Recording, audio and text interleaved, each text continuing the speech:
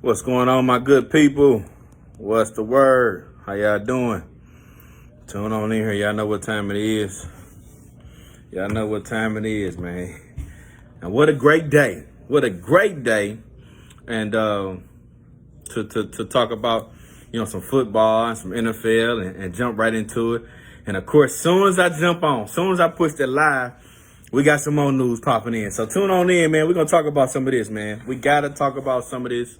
We got some big stuff going on, some big moves and some retirements. We got a lot of stuff going on today, man. So tune on in. Tune on in with us, man, so we can get this going.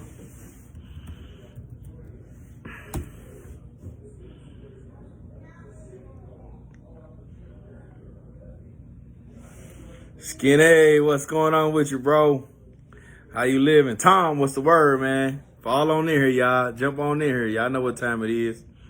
You know what I'm saying? I'm feeling all right, man. I'm getting better day by day, man. I'm feeling better.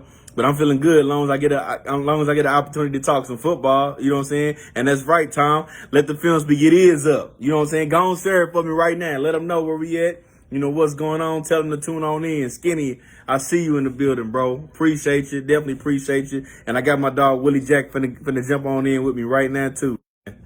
Willie Jack, come on in here, man. They've been waiting. Hey, waiting on us, man. Yeah, what's going Willie on? Jack, what's the word? How you doing, sir? Yeah, man. Doing good, man. Doing good. Timing this thing early and on time, boy. Look at He time was going down. he was almost the first person in here. He was second, right behind Skinny. You know, Skinny was in here doing his Yeah, thing early and often. yeah, it's all You know what right. I'm saying? Kenny with the word, man. Shout out to real deal STL Sports in the building for sure. Mama, what's going on? I see you. Yeah. So they fell in here, man. They fell in here. So that's how we do it, man. That's how we do it. They was For sure. all in here, man.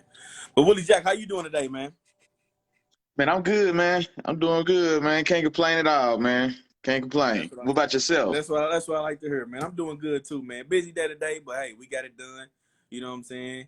And now it's just time to continue to move forward and get the show on the road tonight, man. I'm excited, man. We got some stuff to talk about tonight, Willie Jack, man. We got some stuff. For sure. We got some stuff to discuss. What you getting them in here, man? You getting them in here? Yeah. Okay. All right, man. Let me pull this up, man, because we got some news. As soon as I tapped in, we got some more news to hit us, man. Yeah, you seen it? I thought you liked that one too. As soon as I seen it, it's like, yeah. You know that. You know I got that one, man. You know what I'm saying? So we're gonna definitely tap into that one, man. We're gonna jump into it. We're gonna talk about it. But before the end, man, of course, we got a lot of stuff we want to touch base on, man. But so without further ado, Willie Jack, I'm finna go and jump into it, man. Welcome to another episode of Let the Film Speak. I am one of your hosts, Chop. Here with my main man, Willie Jack, and y'all know what time it is, man. We're here to bring you guys or give y'all the latest on what's going on in the football world. You know what I'm saying? We're gonna keep y'all in tune, keep y'all, in the loop of what's going on. So we're gonna touch on some of the news. Of course, tonight we got a special episode. We're going to talk about top guys under 25. You know what I'm saying? We got our ranking set for you. We're going to drop the top 10. Willie got his top 10. I got mine. You know how we do back and forth. We're going to bounce off each other and go through that. But before we do any of that, we got announcements first, man. We got announcements. Me and Willie Jack been working on some stuff, man. We're still working on it, so it's in the works. But we're going to go ahead and let y'all know what we're working on, man. YouTube. We are moving to the YouTube platform, man. So stay tuned to us. You know what I'm saying? Big things are coming. You know what I mean? So we working towards that as of right now, man. You will have a Let the Film Speak YouTube channel. So just tune in with us, and we're gonna make sure we get everything uploaded on there. We're gonna do a lot, man. We got a lot coming y'all way. So stick with us, man. We appreciate everybody for tapping in and tuning in with us. As much as y'all have been, and and talking with us and let us know everything going on. So we definitely moving over, and we're going to have that going on the YouTube channel, man. So all y'all in here right now, man, please beware. We're going to send those links out soon. Just stay on the lookout. We got y'all. They coming for sure. But for sure. And without further ado, man, let's jump into some of this news, Willie Jack. And I guess I'm gonna go ahead and bust y'all over the head with the latest, man. I bust y'all over the head with the latest, man. The LA Rams, they work out a $80 million. They agreed to an $80 million 3-year extension, which includes $75 million guaranteed for my main man Cooper Kupp. You know what I'm saying? The best wide receiver in the league. You know, y'all see him doing it. Y'all seen him did it. Y'all see him do it. You know what I'm saying? Y'all see how he show up. You know what I'm saying? He show up. But either way, in all seriousness, man, they work on a $80 million extension with, like I said, with 75 guaranteed, which now makes his contract worth $110 million through 2026 season. So that'll give him, 4 years, 22, 23, 24, 5 years, 110. Yeah, five for 110 is what I thought I saw. Yeah, that's what it is. 5 years for 110. You know what I'm saying? So that puts him a little bit over $20 million a year, man. So go get your paper. Willie Jack, I think you need to go ahead and hit my dog. Hit Alexa up, Kira in the background. You know what I'm saying? Let her know what's going on. But hey, for sure. But yeah, that's where we for at sure, with the for Rams, sure. man. Hey, for sure. My vibe was still tagging folks and everything. But hey, man, Alexa was definitely in full effect, man. Shout out to Cooper Kupp, man. And you know, I'm glad you had the extension numbers because, like, when I seen the post, I just seen the total. So it's three for 80, and now the total is 5 for 110. Is that what you just said? That's right. 3 for 80. The total is 5 for 110. You got them numbers right. Look at that boy dropping them numbers. Okay, yeah. Yeah, but yeah, I seen it in my fault. I was in the mix, you know what I'm saying, blasting it out real quick. My fault. But yeah, nah, man, definitely well deserved, man. So definitely a guy, and this is a guy as well, definitely left money on the table. Like 5 for 110, what's that? That's 22 a year overall value. Still. You know what I'm saying? That's still. That's DJ Moore money. You know what I'm saying? So that's Christian Kirk money. So man, hey, yeah, it's Chris Kirk money. Hey, exactly right. You know what I'm saying? It really is. And so, you know what? Another thing this made me think about as well is he left some of that money, you know what I'm saying? A couple of them extra M's that AD picked up, bro, probably came off Cooper Kupp's plate. You know what I'm saying? Like, I would have to make it. This is a super team-friendly deal. The 3 for 80 or 3 for 75 guaranteed, so that's roughly, what, 25 a year? Or even if we give him the full 80 over those first 3. So what's that? That's going to be like 26 or 27 a year for these next, or over the next 3 years or something like, or how do they dice it up? So that money right there is like top 3 money. The 27 mil a year. There's Tyreek, Devontae, and then that puts him right in there with D-Hop.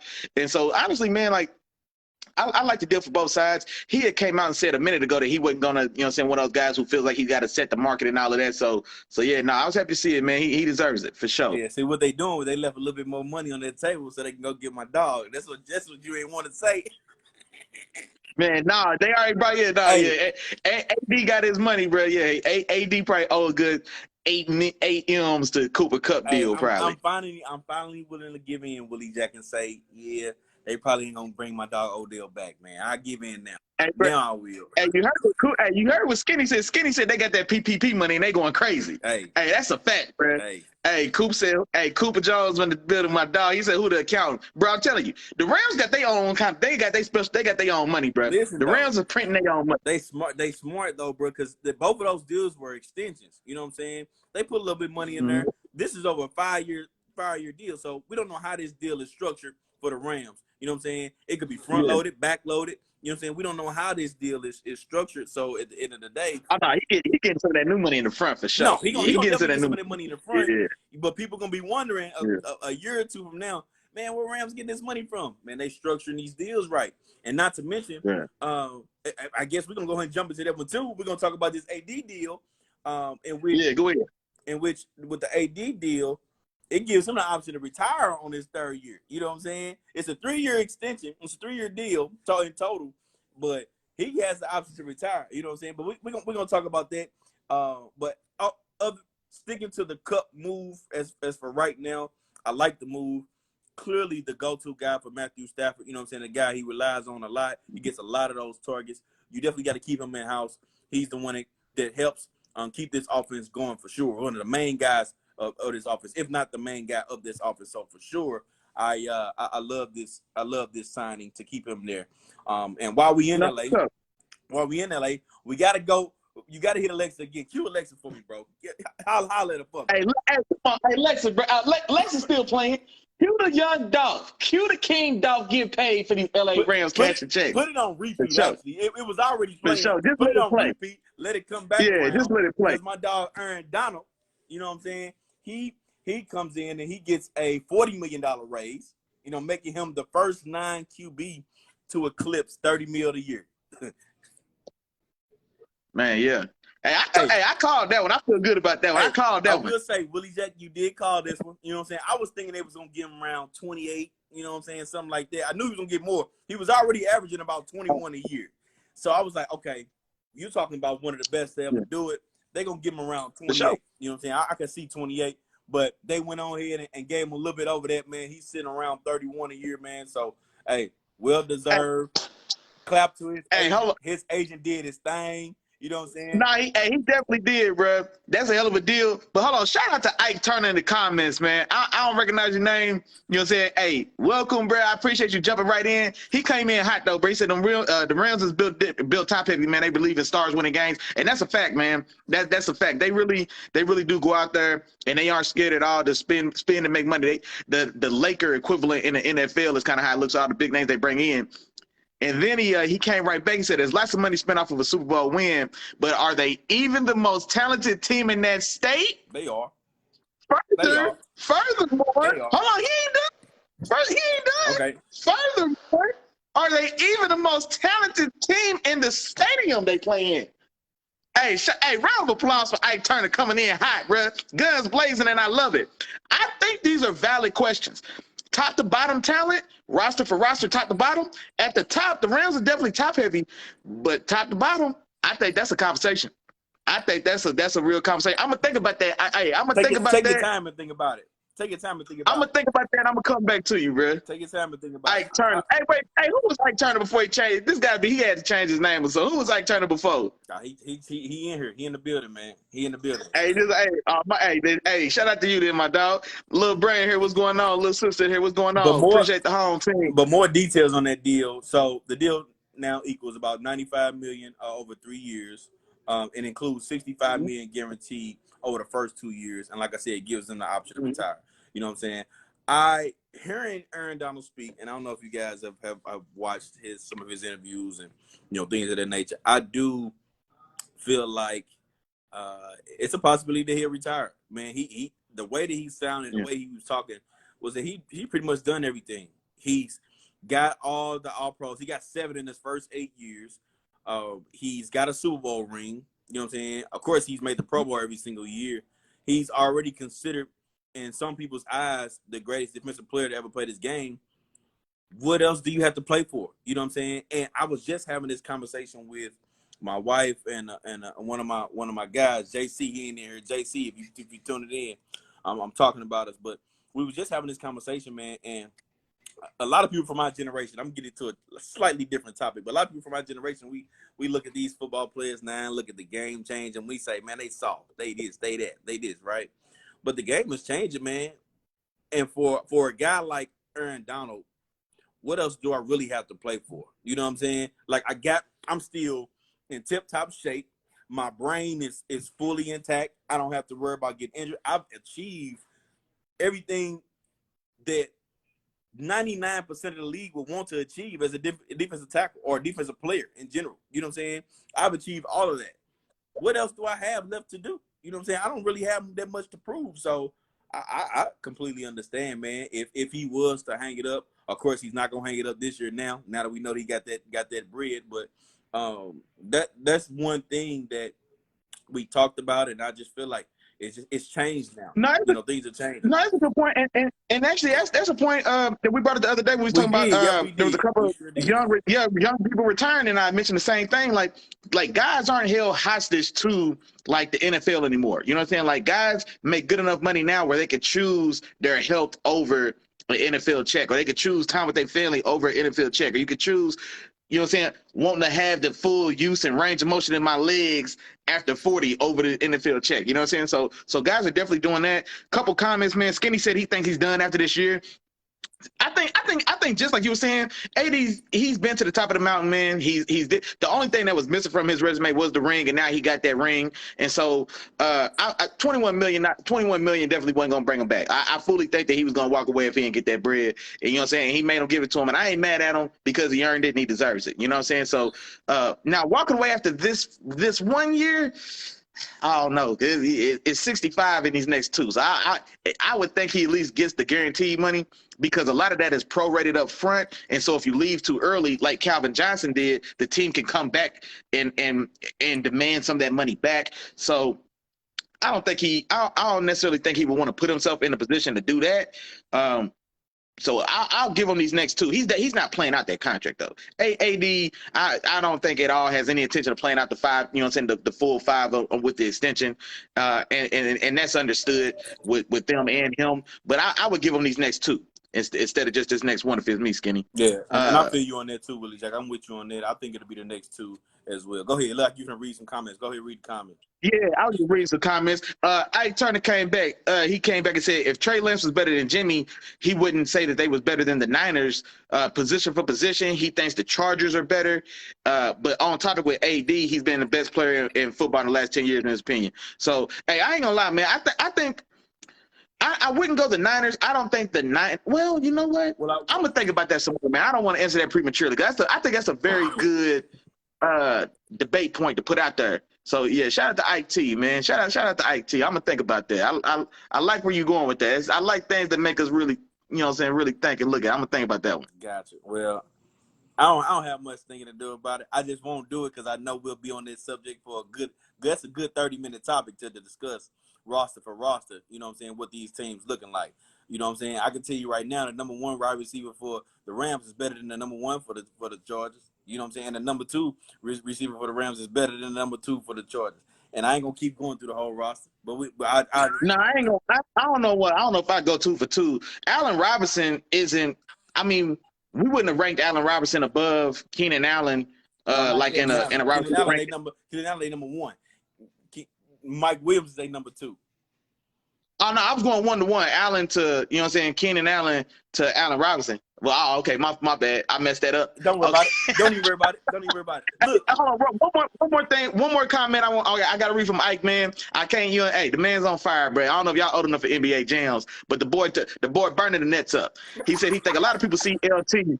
Hey, y'all remember about that, boy? Hey, wasn't nothing colder than when you got on fire in NBA jams, boy. Hey, I'm gonna tell you if you didn't know. Ike Turner one more time. He said he think a lot of people see LT as the most dominant, but me personally, I look at AD and see the massive versatility up front, and you don't need a scheme. Now, one thing I would say about that is it's a different argument because like LT was a trailblazer, a trendsetter. He changed football. You know what I'm saying? Like AD didn't have that type of impact, and that's kind of like when me and Chop sometimes get into these discussions about like GOAT. When we say Tom Brady's the GOAT, you know what I'm saying? It's not at all that he's the most talented or the most dominant individual quarterback in position, but GOAT comes into totality, impact, and legacy, et cetera, et cetera. And so as far as impact and legacy, like the way LT changed football, there's just guys just don't like AD didn't affect the game like that way. You know what I'm saying? But it doesn't take away from what AD is. So all time, I don't know if LT, AD, Reggie White, you know what I'm saying? I mean, so there's a guy I'm gonna tell you like this in that discussion. Well, I'm gonna tell you like this.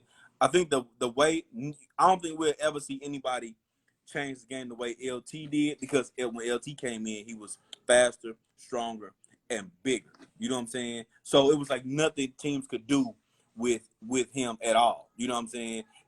They never seen him anybody like that come through the way that he did. AD in this today's game, I don't think we'll see anybody come in that's just bigger, faster, and just stronger than everybody else. You know what I'm saying?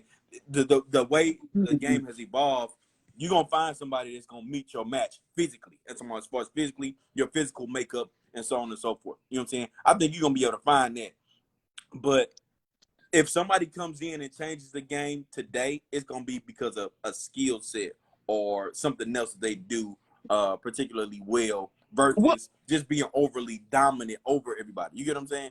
Well, no, that's fair too. But the thing about it is, we say that like LT was just a physical marvel without technical skill. Like that's not it though. No, And for sure, for sure. you know what I'm saying? But hold on real quick. I'm trying to get through it, man. The comments is floating. Yeah, I want to keep it's up. a lot of them. I said when I brought up LT, he said without the 3-4 is LT all time great, bro. There's a 3-4 because of LT. This is not what this is not what y'all not getting. Yeah. The 3-4 didn't make LT great. LT made the 3-4. LT made the left tackle a position of need. LT made left tackles the second highest paid offensive position in football behind quarterbacks. Aaron Donald ain't made guards the second highest paid position on the offensive line. Teams chip off of the edge. Teams chip off of the edge because of LT. You know what I'm saying? Yeah, all of that, bro. Like football blocking schemes changed. You know what I'm saying? Like the influx of 3-4. You know what I'm saying? How it spread and caught fire across the league. Bro, that's LT. Like, you know what I'm saying? Like, bro, that's what I'm saying, bro. Hey, some of this stuff get deeper than rap, bro. Hey, what they say? It's deeper than rap, bro. Hey, that's what I'm saying. So that's why, like, when we talk like GOATs, it's got to be more than just the field.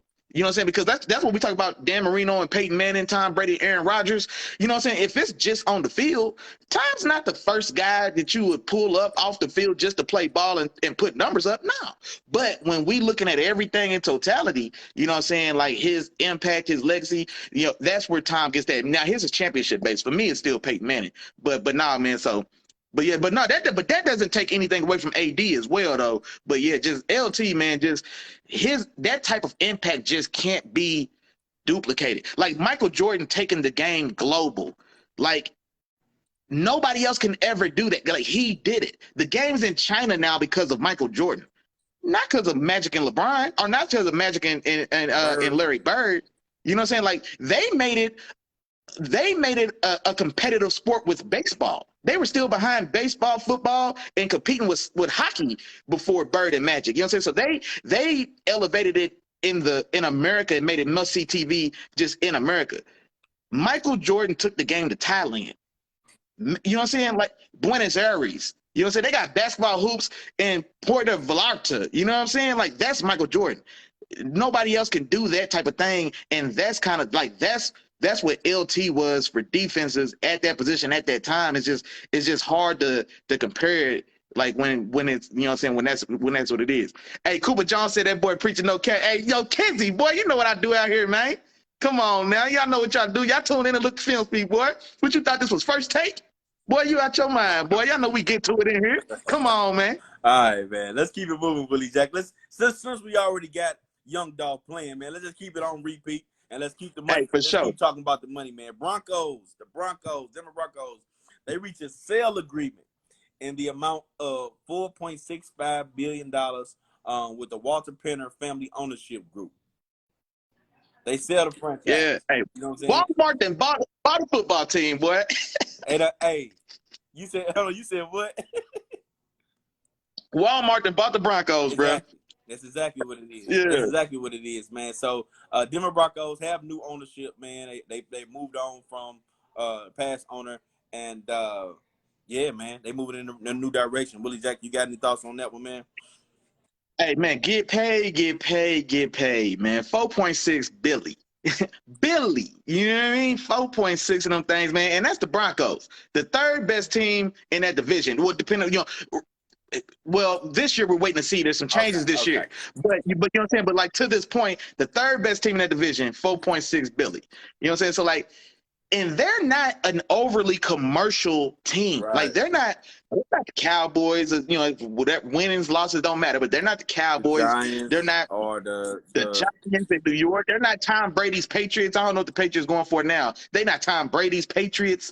They not even they didn't have the buzz that the Legion of Boom Seahawks had. Remember that run, that 4-5 year run of the Legion of Boom, bro, was intense. You know what I'm saying? So like they don't have that type of popularity, but that just goes to show the strength of the power of the Shield, man. 4.6 Billy, you know what I'm saying, for a respected franchise for sure, but it's in the middle of Colorado. Like I said, this ain't LA, this ain't prime LA, this ain't in Vegas, this ain't New York. It's not, you know, it's not Texas. So that just goes to show, man. So shout out to the Bowen family, man, cashing them $4.6 billion worth of checks. And shout out to Walmart. You know what I'm saying? Man, I'm curious to see how they run this thing. Gotcha. We got a few comments in here, man. Ike Turner say, He said that was a peeing contest. You know, sad to see the money would never be lived up to.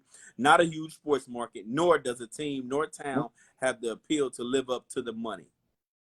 Hey, bro, I tell her, man, hey, on fire, boy, that boy ain't missed yet.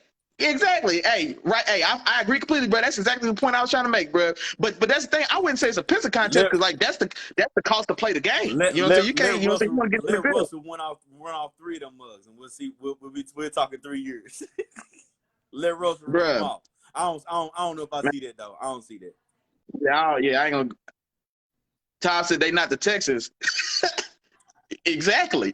You're right, Tom. You're right. Work 1.6, bro. Hey, well, we can get the Texans for what? 2.5? What you think, bro? We get the Texans. I say about 1.5. 1.5. They go 1.5. They'll take 1.5, bro. 1.5, bro. We get them off their hands, bro. Hey, Skinny said they not bottom of the barrel. They franchise is respectable and it has a deep history. No, that's a fact. Yeah, that's a fact. We don't want to discount their history. Yeah, that's an organization that's got 3 Super Bowls to his name. 2 from Terrell Davis, 1 from Peyton Manning. They got 3. One from that defense. It wasn't no one from no Peyton. Yeah, there you go. Yeah, I mean, yeah, I'm mad that that's the year they had to win because Peyton did what he's supposed to do, but then it fell off like that. Yeah, that's the year they had to carry Peyton. And Denver, he had 2 years, man. He was putting up numbers, boy. But that touchdown record still stands to this day from them first 2. But yeah, like I said, when it goes, man, it goes, and his win. So, but I ain't mad at Peyton. Peyton put his time in. You know what I'm saying? It was about time a team carried Peyton instead of Peyton carrying the team for all them years. All right, I got you. Well, Willie Jack, man, you can finally cut that Dolph off, man, for a minute. We're going to give Dolph a rest. You know what I'm saying? We'll bring him back later on. Sure. You know what I'm saying? We can talk about Dolph. But for right now, man, let's jump into a couple of retires, man. We got 2 people retired. First, let's jump into Ryan Fitzpatrick, man. I'm going to knock out Ryan Fitzpatrick, man. He announces his retirement. Spent 17 seasons in the NFL. Played for 10 NFL teams. Threw for almost 35,000 yards, 223 touchdowns. Everybody that follows football, they know Fitzpatrick hasn't been one of the top QBs in the league, you know what I'm saying, for his career. But truly a guy who spent a lot of time in the league. I would say divide a lot of odds, you know, with the average lifespan of an NFL player in general, you know what I'm saying? And he has had his moments, you know what I'm saying? It's the reason why he has had the name or got the name Fitzmagic, you know what I'm saying? Because he did a few things that caused him to get that name, man. Made some magical plays, man. Did some things for some teams. Hey, man, I gotta say, man, kudos to him, man, for lasting this long, for doing this thing. Had a season-ending injury last year, and he decides to go out, man. Go out at the age of 39. Willie Jack, you got any thoughts on my man Fitzmagic? Yeah, no, just like you said, man. Shout out to him, man. Man, can't be mad at his career at all.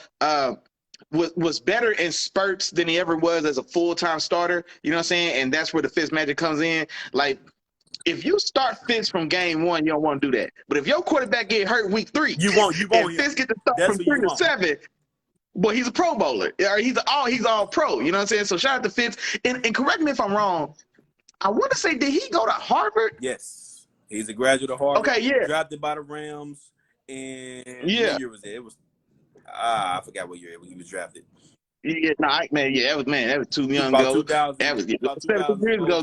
5, something like that. Yeah, somewhere in there. But yeah, so even his path to the league was different.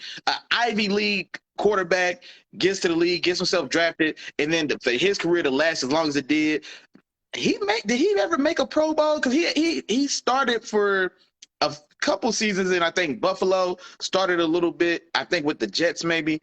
But Ike said he was in that Aaron Rodgers draft. Yeah, that's a long ass time ago, boy. Yeah, 05, the Aaron Rodgers draft. Yeah, it was 05. It was 05. And he didn't go to a Pro Bowl not one time. I thought he might have snuck one in. I couldn't remember. And then Coop said he was today's Doug Flutie. No, I think he had more game than Doug Flutie. You think so? I think he had more game than Doug. He had more game than Doug? Yeah.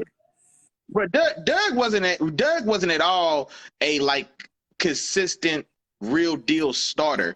Like, I mean, he wasn't lights out, but nah, yeah, you could do a lot worse than Ryan Fitzpatrick, especially kind of on some of those years where the Fitzmagic was real. Like, I wouldn't give Doug that, man. There's a couple guys backing up before we get to Doug. I think we talking all the time. Well, hold on. Malcolm Banks said that arguably the greatest backup QB ever. Man, y'all forgot about a guy named Aaron Rodgers or a guy named Steve Young? Come on, man. These guys, you know what I'm saying? They don't count though, Willie Jack. They don't count. You can't because Aaron Rodgers ain't no yeah, okay, we gotta establish the criteria. You're right. Guys that were never officially like number ones. Like nobody will ever because you know what? I can't even start to think about that because I start thinking about Cordell Stewart. I don't know if Cordell Stewart he started for a little bit. No, he didn't start when he first got there. He didn't start, so we lined him up as a receiver and punt returner. But no, he started and like we went to an AFC championship with Cordell Stewart. So he started for about 6. He had like a 6-year stretch starting for us. Yeah, he was just ahead of his time, bro. I'm telling you, Cordell Stewart was a decade too soon. Yeah, like he was one of those guys, man, that just got lost in the sauce a little bit, bro. He was just way too early. Gotcha. And then other retirement news, man. Long-time running back, man, Frank Gore retires. Man, me and Willie Jack, we had so many conversations going back and forth on Frank, man. We're going to give him his flowers today, Frankie man. G. We'll give him his flowers today, Frankie man. G. Finished his career with 16,000 rushing yards. I believe he finished third. Is that right? Third on the all-time rushing yard list. Yeah. 81 touchdowns on the ground. 5 Pro Bowls, 9 1,000-yard seasons, man. So an awesome career from another guy who defied all odds. You know what I'm saying? Ryan Fitzpatrick spent 17 seasons playing as a quarterback. To play as many seasons as Frank Gore has played at the running back position, man, you just don't see that. You know what I'm saying? So kudos to Frank Gore, man. I believe he is a surefire Hall of Famer, man. So and someday he'll be getting his jacket and we'll see him walk across that stage, man. So kudos to my guy Frank. Yeah, no, and I agree with most of what you said. You know what I'm saying? Definitely, man. Talk about longevity. I ain't gonna knock him. I ain't gonna knock the dude on his go away party. You know what I'm saying? Most of what you said. I agree with most of what you said. You know what I'm saying? But I don't want to rain on this parade, man. Now, congratulations, man. Salute to Frankie G. Man, was one of those guys that was on those epic Miami Hurricanes teams with the 4th string running back behind Adrian James, Clinton Portis, Willis McGahee. I don't want to rain on your parade, but I remember you was a 4th string running back. No, I'm just saying I was just saying he was a part of those historical teams. Those teams are so. Yeah, but those teams are so famous now just for how deep they were, how star-studded they were, and like even at the running back position, there were 6 guys from that running back room that went to the league. Because people forget about like Najee Davenport from the Packers. He was on that Miami team. You know what I'm saying? And there's one more. There's one more I'm missing now, but I think 6 guys, all right there, consecutive like that lineage of backs, all went to the league, and so like that was just a very special room, man. So imagine practice where you think you getting off, and then Clinton Portis go take his reps. You know what I'm saying? Or you think you clowning, and then McGahee take his reps. You know what I'm saying? Like so that is just a you know what I'm saying? Just a job well done, man, to Frankie G. You know what I'm saying? Salute, man, on the way out, man. He boxing now. If y'all don't know, he 1-1. He got dropped by Deron Williams for the Jazz. He avenged that loss. He avenged that loss, man. He had another fight and he got a dub against you know what I'm saying, somebody. So he's a transition to. I don't want to rant in his pay, but he got knocked out. Hey, dog, my dog Willie ain't right, man. Hey, excuse my dog. Willie I was trying not to. My dog, he ain't right, man. But it's all right though. I respect Frank. I respect Frankie G for sure, though. I really do. You know what I'm saying? So now, kudos to him, man. Like I said, 19 years in the league at running back, man. I don't know if we're gonna see it again. So shout out to Frankie G for sure. For sure. All right, Willie Jack, man. We went through the news, man. We talked about announcements, man. Now it's time to jump into our list, man. The top guys under 25. Now understand, everybody that's listening, it's under 25. Not guys who are 25 years old. Under 25. So that's 24 and under. Sure. You know what I'm saying? But before we jump into that, I got to pass it over to you, Willie, because you know what time it is. You know what I'm saying? We got to let them know. If they didn't listen or if they didn't know beforehand, they going to know right now. Talk to them, bro. Hey, man, look. Today's episode of Let the Film Speak is brought to you by the sponsorship of the Three Amigos. That's it. Okay? The Three Amigos. Today's episode is brought to you by the Three Amigos. Who is the Three Amigos? Some of y'all might be asking us. I see a couple new faces in the chat. Let me welcome you and let you know what's going on. Three amigos, man. That's like, that's share, that's subscribe to Three Amigos. That's three the hard way. That's a 3-piece spicy. You can't never go wrong. I can't remember a time in my life ever where 3-piece spicy didn't hit, bro. I don't know about Hey, yourself. 3-piece spicy always right on throw me a time. 3-piece Three spicy. Amigos, Hey, bro. That's like, share, subscribe. I'm killing it. Throw me a 3-piece spicy. You hear me? Hey, I'm trying to tell you right now. 3-piece spicy, my dog. Like, share, and subscribe. That's the Three Amigos sponsoring the show, man. Let the film speak. Now, we tell y'all every week because some of y'all still don't get the message. So, but it's all good because we don't mind telling you again. Like, share, subscribe. That's just phase one. You know what I'm saying? I remind everybody every week that Chop was a baseball player. You got to go around 4 bases before you score 1 run. You on first base now, my boy. Congratulations. You done bunted and got on first. Look at you. You done hit the like, share, subscribe button. Now, what can I do to score, Willie? Let me tell you what you can do. You can go to base number 2. Base number 2 is tell a friend.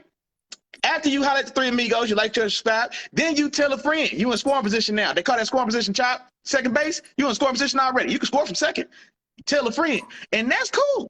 Even if you get, or you can just come in strong, like, share, subscribe, and tell your friend and hit a double. Congrats to you, my boy, but you still ain't home because now you got to tell your friend to tell a friend.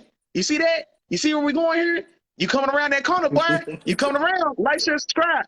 Tell a friend. Tell your friend to tell his friend. Tell your friend's friend to tell his partner to come on because everybody is welcome here. Let the film speak. You know what I'm saying? Hey, ain't that ironic? Wait. Ain't that ironic? What's that? You got to hit 4 bases to come on home. You know what I'm saying? But once you hit that 4, we want y'all to come on home. So tell them when you get the vote, tell them to come on home. That it makes sense to me, Willie Jack. I don't know if it makes sense to them. It makes sense to me. It makes sense. Do y'all see the synergy? I don't know if y'all realize how special it is that y'all, what y'all looking at, how just special it is. You see, my boy, get where I'm going with this. It's 4 bases come home, and I tell y'all every week to bring y'all ass home to let the film speak, bro. That's all you got to do. Like, share, subscribe. Holla at the Three Amigos. Don't be disrespectful. You come in my house, you speak to my mama. You hear me? You know what I'm saying? You got to do what's first is first. After that, then you can sit on the couch. Tell your friend about us. Oh, that's cool. You done came in. You done holler at my mama. You done sat on my couch. You want something to drink?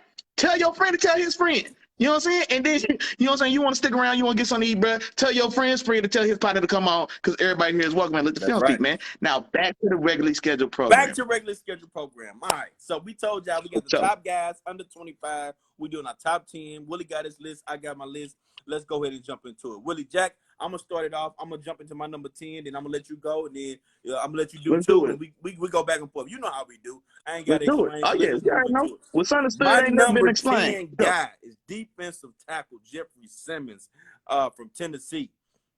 A monster. A monster. Monster in the middle in a Tennessee defense. Helped that team get to where they got to in the playoffs last year. Of course, they fell a little bit short, man, but he was a huge reason why. You know what I'm saying? And I go back and I look at some of the games, man. He took over some games. You know what I'm saying? He was a second-team All-Pro guy. And one of the biggest games that I remember is that Bills game. You know what I'm saying? This was a big game, 2 of the toughest teams in the AFC. And actually, I think at that point, the Tennessee Titans were in a little bit of a slump. You know what I'm saying? Going up against the Buffalo Bills, who were hot at the time. And it was like, let's set the stage a little bit. Don't forget as well, like he said, they were in a little bit of slump. Derrick Henry was out. The team still hadn't found his way. A.J. Brown was still injured, so they were really leaning on that defense, if I'm remembering the right time frame, where he really took off. Is that during that period? I'm not sure. I don't know if Derrick Henry was out at this time yet. But either way, it was a Buffalo Bills team because it was like maybe midway through the season, around the time Derrick Henry got hurt. So you might be right. Okay. Either way, yeah. It was a tough game. No, because Derrick Henry ran, I think, for like a couple touchdowns that game. I believe so. Okay. But we'll go back. I'll fact check it for everybody that's running about it. But anyway, it was a game where they played Buffalo Bills, and the game came down to, you know what I'm saying, 4th and goal. You know what I'm saying? They on the 1-yard line. The Buffalo Bills on the 1-yard line. And we all know Josh Allen, man. Josh Allen is a load. You know what I'm saying? Y'all remember Cam Newton and all the rushes he used to do? They about the same size, you know what I'm saying, as far as height and weight-wise. And you got a QB sneak. That's almost automatic, you know what I'm saying, for a guy like for Josh Allen when you get him on a 1-yard line. They try to sneak, and who's right there to stop them and win that game? It's Jeffrey Simmons. Excuse me. It's Jeffrey Simmons. He stands up that offensive line. He makes that play, and he comes into that and finishes that game off with that win because of that play right there. And not to mention that entire game, he was wreaking havoc. I think he had like a 3-sack game this year. Like, so Jeffrey Simmons is a nice young player who can be special in this league for some time. So Jeffrey Simmons is my number 10 guy. No, and real quick, man, I like Jeffrey Simmons. I remember he was coming into the draft. I want to say it was Mississippi State. He actually had like tore his ACL in the offseason. He was projected to be a first-round pick. He like tore his knee up. I don't know if it was during the season or if it was like during like his pro day or something like that, but he had an injury, and so people were worried that it was looking like he was going to fall out the first round because of that, and he was going to be a steal. Wait. No, he still win the first round, I believe.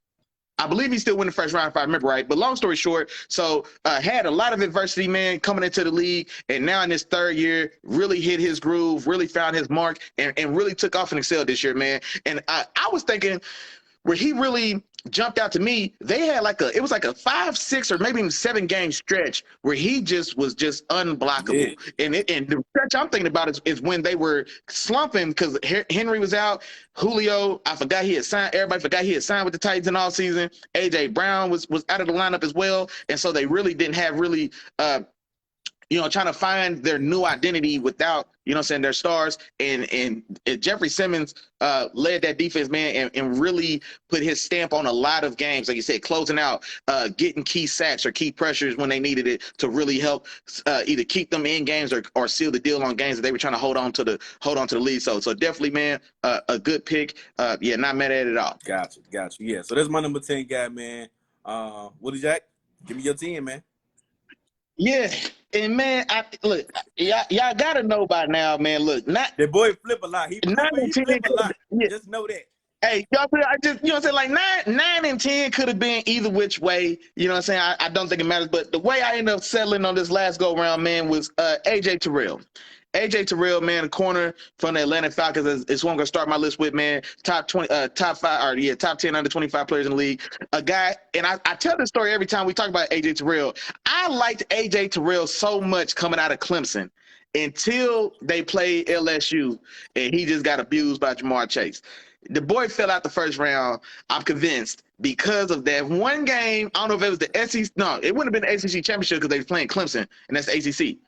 So whatever playoff game that was where Clemson and LSU played, and bro, there was just nothing at all he could do with that grown ass man that is Jamar Chase, man. But I'm so happy to see he goes to Atlanta. He was probably one of the only bright spots in Atlanta with another young guy who's eligible for this list. I don't know if he made either of our lists. We'll find out. But say all that to say, this last year, just like Jeffrey Simmons, this third year, his best year by far. He was actually the highest rated corner in pass coverage of any corner in the league this year, 90.1 according to PFF. But so was very, very lights out, man, on a team that had very few things to cheer or be proud of. Like I said, so shout out to AJ Terrell, man, number 10 on my list. Gotcha. And I like AJ Terrell too, man. And we will get to him on my list. He is on my list as well. But it's certain type of cornerbacks that I like, man. And he's one of those guys, man. And I'll go into a little bit more detail with y'all in a little bit, but Willie Jack, go ahead and jump into your number 9, man. And we'll get into that a little bit later. Yep, and my dog Tom, he said he helped me out. He said it was the first round of the national championship, so the first round of the playoff game. Yeah. So matter of fact, I think I was at Tom. I was probably with Tom at our dog Treasy crib watching that game back then, because I remember he's a huge LSU fan for sure. And when they was in that playoff run, we was over at his crib watching the games. But my number 9, I went. Now this is a guy, man. I was higher on him than you were in the draft talks. I think I know you can say. Go ahead. All right, let me know if it's who you're thinking. I'm gonna go Rashawn Slater. Was that who you're thinking? Yeah. I'm gonna go Rashawn Slater. And this is a guy, man, a true elite left tackle is really still just so valuable to the league, man. And this is a guy in his first year, of course, but was more than solid. For my money, he's easily a top 15 tackle in the league, left or right or otherwise. He's easily a top 15 guy there. He's probably closer to top 10 than not. You know what I'm saying? So he's knocking right there on the door of top 10. And I love the situation he's in, man. He's gonna grow with a young stud quarterback and Justin Herbert as well. So you got two young cornerstones of the offense right there playing and growing together, man. And just like I said, it has all the tools to be another like David Bakhtiari from Green Bay. Both those guys are a little undersized, arms a little short, but just phenomenal movers. And like I said, so keeping the quarterbacks clean. You know what I'm saying? I think his like pressure rate was less than 3% or something like that on some site I've seen. So definitely was a fan of his game coming in. He was my number one tackle. I guess this would have been 2 years ago coming in. And so glad to see he didn't disappoint. I'm going Rashawn Slater at number 9. Okay. Which jumps me into my number 9 is Rashawn Slater of the Los Angeles Chargers. Hey, look at what if you think Chop was learning something, boy, hey, this goes there to let you know right now, boy. Hey, that boy done came a long way. He was right, Willie Jack. It's a 3.7% pressure rate, man. And okay, yeah. It was for a guy to come in his rookie year and make the second team All-Pro, only behind Trent Williams. We all know Trent Williams is widely considered the best the best offensive tackle in this league. You know what I'm saying? Yeah, for sure. He was sitting right there behind him. That should show you how much recognition this guy gets. Because first off, in your rookie year, it's already hard enough to make an All-Pro. You know what I'm saying? It's hard enough to make a Pro Bowl, bro. Like, yeah, to make a Pro Bowl, let alone All-Pro. But it's almost like you got to pay your dues first before they allow you to come in here and just get an All-Pro. But either way, well earned, great offensive tackle. Like Willie said, he was a little bit higher on him than I was when he was coming into the draft because there's a few guys that I like a little bit better than him. But still, you know what I'm saying, you can't take away his athleticism and the way he just gets out there and gets after it. You know what I'm saying? He's one of those dogs on the field. He's going to do what you ask him to do, and he's going to get it done. You know what I'm saying? He's going to do it phenomenally. He's going to do it at a high level, if not the highest level. And he's just one of those guys where, and I got a few guys that were rookies, you know what I'm saying, on my list. But he's one of those guys you can look at and say, yeah, I don't know if he's going to drop off. He ain't going to fall off. This guy's going to be good for some years, man. He's well ahead of his time. So, yeah, I got Rashawn Slater as my number 9 guy on my list as well. That's a smart choice, my boy. That's an excellent selection. Gotcha. Go ahead, number 8. All right, let's move on to my number 8, which is another guy. We might as well just flip-flop, Willie Jack. I got AJ Terrell. Okay. AJ Terrell at my number 8 spot, man. The reason I got AJ at my number 8 spot, man, is, one, he plays the cornerback position. One of the hardest positions, if not the hardest position to play in NFL. And he did it at a very, very, very high level. You know what I'm saying? It's the type, and this is what I was going to say earlier. It's a few different types of cornerbacks, right?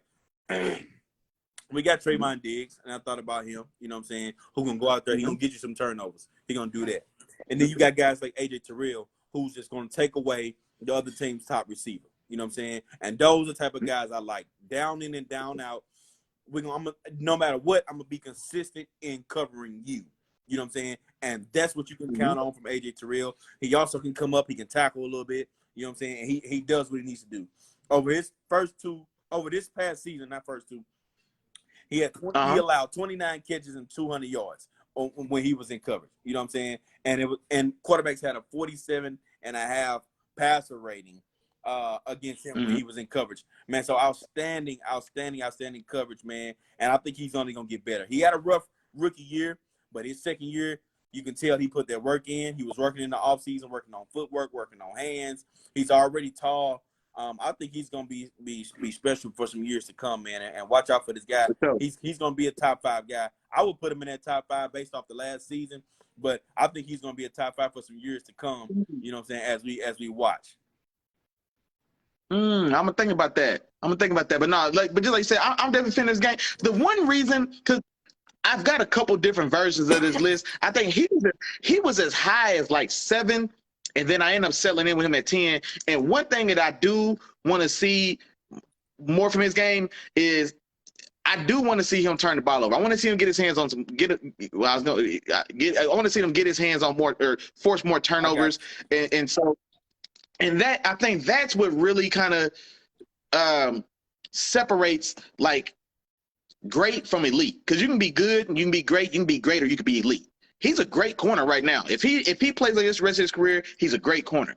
But is he elite? You know what I'm saying? Like, is he, because I think that's a whole nother level when not only are you in phase, you stay on somebody's hip, you boys is clamped up, and then you also turn the ball over. That's the next phase, the next element of that progression. And so, but definitely, like I said, respect this game. Like I said, 9 and 10, 8, 9, 10 could have all switched around for me. So yeah, I'm definitely a fan of his game as well. Gotcha. Always say it takes me 8, Yeah, right? yeah. Jump into your 8, dog. Jump into your 8. Let's talk Yeah. about it. Yeah. It's gonna get real interesting up in here, dog. I can tell. I can feel the tension. You can cut it with a butter knife, man. Yeah, and see, in my number 8, like I said, same thing, man. These 8, 9s, and 10s, man, I switched them all around, man. But I'm going Kyle Pitts, tight end, run it right back, man. Dirty Bird one more time, man. Dirty Bird one more time. I'm going Kyle Pitts, the tight end out of Florida. I was huge on Kyle Pitts last year. He was my top player in the draft.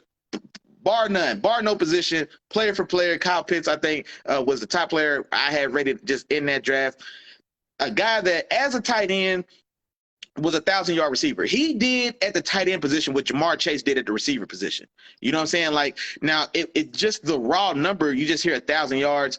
1,000 yards. Okay, that's awesome. It's good. It's lost a little bit of the potency for tight ends getting 1,000-yard seasons because we've been so spoiled with Travis Kelce. You know what I'm saying, for 5, 6 years now. You know what I'm saying? And then even more recently, guys like Mark Andrews getting 1,000 yards. George Kittle, I think he's only had 1,000-yard season, but he's always been kind of closer in that area. He stays a little banged up. And so it's more of a normal occurrence, but none of those guys hit the ground running with that style of production as a rookie. Tight end is not one of those positions where you come out the box ready to go. Like, that's what I say about running backs. If you a day one rookie running back is just as good as he'll ever be in the league. I'm convinced. I stand by that. Tight ends isn't one of those positions. Corner isn't always one of those positions. So that's why even a guy like Patrick Surtain, who coming in and playing as well as he did, like, corner doesn't always hit instantly like that. And tight end is definitely one of those ones where, generally speaking, second, third year, because a lot of those guys aren't strong enough to hold up and to play in line, et cetera, et cetera. So for a lot of reasons, man, I'm going Kyle Pitts. And this is a guy. It's only up for this guy. You know what I'm saying? Now, I don't know about this next year with Marcus Mariota throwing the ball, but once they get through that, it's only up for this guy, man. So Kyle Pitts. I got you. Kyle Pitts going. And I don't know what the record is for tight end season, tight end receiver yards. I guarantee it's probably Travis Kelce, whatever the number is. Whatever that number is, here in about 3-4 years, bro, look for Kyle Pitts to reset all those records. Okay. I respect the world of this guy. Okay. So okay. And I respect that. And Kyle Pitts was in the conversation of this list. He actually did make my list. And the reason why is because I want to see more production from Kyle Pitts. Now, I do understand, like, 1,000 yards for a tight end is a lot. You know what I'm saying? 60 catches. 1,000 yards for a tight end is a lot. On 60-some catches, it's definitely a lot. But at the same time, I look at it like this, and I'm actually been working on an article that I was gonna put out in our in Let the Film Speak, and it was specifically about tight ends and the evolution of tight ends and how they used to be used compared to how they use now. Kyle Pitts. Oh, I like that. Yeah. Put that out, bro. I want to read that. I got you. It's coming. But one of the things that I did in my research, man, was I was looking at the alignment of tight ends nowadays versus back in the day. And the reason why Kyle Pitts didn't stand, and don't get this wrong, physically and skill-wise, he stands out. No questions about it. But he lines up at a receiver position 70, almost 80% of the time. You know what I'm saying? So he's doing a lot of what he's doing is what a lot of receivers do. Now, there's no takeaway from him. That's kudos to him. But at the same time, I want to see a little bit more. And then on top of that, and this also makes me feel like this may have been more of an Atlanta thing than a receiver or a player thing. With whatever schemes they've been running, he got in the paint one time. You know what I'm saying? Throughout the whole entire. He had 2 touchdowns. What was the second one? He only got one catching. I don't know. When I looked at his stats, he had 2 touchdowns. Okay. Well, either way, if it's two, as a tight end, I want my tight end to get in the paint a little bit more as well. You know what I'm saying? Now, don't get me wrong, y'all. I'm not criticizing him, but this was just part of the reasons why he didn't make this list as far as the top 10. He was in the conversation, but as far as being on the list, like, just the guys that we mentioned so far, you know what I'm saying, were Well, I guess Kyle Pitts was probably maybe a second team All Pro. He definitely was an All Rookie team and things like that. But no, I don't know. No, tight end is deep. I don't know if he made All Pro because he didn't make the All Pro. Mark Andrews and Travis Kelce. But a lot of the guys that we were mentioning, you're going to find that a lot of them were All Pros, whether it be first or second team. They were on those teams. So either way, man, I just want to see just a little bit more production from Kyle Pitts. But I definitely agree with you and say it's only up from here. And I feel like he can be the best, not one of the best tight end in the league, as long as he uses his skills and keeps improving. So, yeah, no, and I'm definitely a player that wants to see guys get in the paint. This is one of the big arguments I had why I will argue to the death AB over Julio in that same time frame. AB gets in the paint. Julio don't get in the paint. Now, so I do value that as well. Like you were saying, the only thing I'm not holding against Kyle Pitts yet because it was year one. Now, if this is an established trend, then I'll like, hey man, he got something going on, but he got to get in the paint. It's gonna be a trend. I just think it was. I wouldn't be surprised if it's a Matt Ryan thing. You know what I'm saying? With the way that they run the offense and where his eyes are trained to look, because I'm just not sold that a guy like Kyle Pitts coming in on my team as a rookie. Oh, when we get in the paint, it's automatic. He getting the target every time we get in the red zone. Every time. Well, no, I got that, but that's the same thing that people said about Julio as well. And you know what I'm saying? Why didn't he have more touchdowns? But I think some of that's a different conversation. I want to see his target share in the red zone. Like, does he have 50 red zone targets and he just couldn't convert them? Then it's a him problem. But if his opportunities like in those immediate situations aren't there, then I don't necessarily want to hold it against him. But I'm gonna do us both a favor. I'm gonna keep it moving so we don't get too caught up on Pitts. I'm gonna go into number 7. Hold on. No, I did number 8. So it's time for me to go 8, 7, right? Oh yeah, you're right. My bad. You're right. Yeah, no, you good. You good. So my number 7, this is again like 8, 9, 10. I switched them all the way around. Like 5, 6, 7. I switched them around a lot too. But I settled in at number 7 with Jonathan Taylor, man, running back from the Indianapolis Colts by way of the Wisconsin Badgers. And so phenomenal rookie year. And he's a guy, man, where I don't even think he's as appreciated for the physical marvel that he is, size and athleticism and all that stuff. Like, he's not appreciated as much because like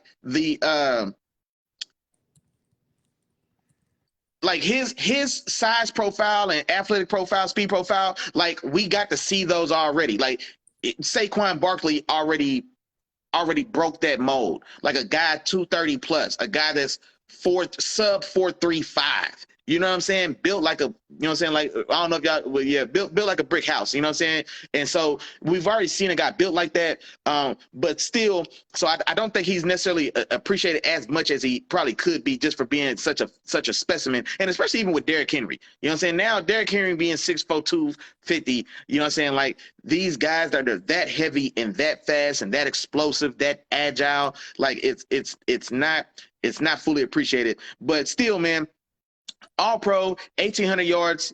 Yeah, 1,800 yard rusher, led the league in rushing. Now, caveat, Derrick Henry, of course, was leading the league in rushing, was on pace to maybe threaten 2,000 yards, but even still, so just accomplishing everything he did, and like I just said as well, man, with that size, explosiveness, and agility, you just can't see it. So I got Jonathan Taylor at my number 7 spot from Indiana. Gotcha. And of course, Jonathan Taylor did make my list as well, so I won't touch too much on him. I'm actually just gonna go ahead and keep it moving, man. And before I jump into my number 7 guy, I wanna first say I took player position. You know what I'm saying? I took that out of consideration. You know what I'm saying? As far as their impact on the game, because we all know different positions impact the game differently. You know what I'm saying? So I took That's a very good point, John. That's a very good point. I took it out, and I just want to focus on the player. You know what I'm saying? And their skills and just who they are, as far as who I think is better skill-wise. And that brings me to my... You know what? Real quick on that point, because that's a very good point. I just want to say, I thought about that as well. And, like, I did try to keep in mind a little bit of positional value, but I didn't let it completely handicap the list, but I did take it into account a little bit. Okay. And I think that's because I think I had Jonathan Taylor as high as 4, but then, like I said, when I started looking at positional value and, like, in my mind, we'll find another Jonathan Taylor before we find like another, you know what I'm saying, X or somebody else. You know what I'm saying? Because just the influx of the position. But go ahead. But I agree completely. That's a very good point. Understood. And my number 7 guy is Justin Herbert, man. Justin Herbert is my number 7. My number 7 guy, man. Of course, quarterback of the Chargers, and it's reasons because I like him, man. He got a nice arm. I didn't see him performing the way that he's been performing his first couple years in the league. I didn't see him performing the way he has. I think he was. I don't think he was 1 or 2 on either of our lists. I don't believe so. You know what I'm saying? He came out with Joe Burrow and Tua and, you know what I'm saying, those guys. But Herbert he may have been my number 5 ranked quarterback. That's the crazy part. Coming out of that draft? Was Love with him too? I think Love was with him, and Love was let me see. You had Tua, Herbert, Burrow in that draft. You had Jordan Love. Okay. Who else was in that? Jalen Hurts was in that draft. You know what I'm saying? But once we get to Jalen Hurts and below, I think most of those guys we pretty did.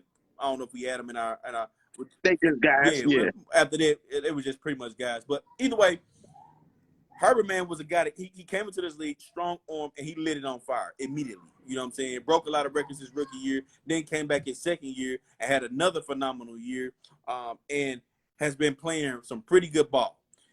For Justin Herbert, the only thing I would say, and it's just, I guess this is, I don't know if this is a worldwide knock or people who watch football say this is a knock on him, but I would say just has to put it together mentally.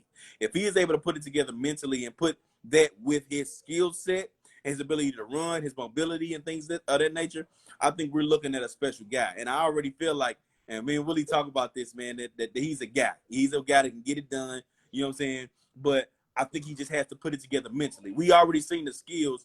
And, you know, some guys just go out there and they're just in their sleep, throw for 300 yards and 2 or 3 touchdowns. You know what I'm saying? Because it's just their skill set and they can do that. But it's another aspect of the game when you can play the game mentally and you can go out there and get your team to win. Once he can put those two together, I think we're looking at a special guy, man, a guy that's going to be, you know what I'm saying, really, really good for some time. If not, it's a possibility that we're looking at another, not to say that he's exactly skill-wise, this person, but another guy that's going to put up a whole bunch of numbers but not really win much, like maybe a Dan Marino or even the Aaron Rodgers or, you know what I'm saying?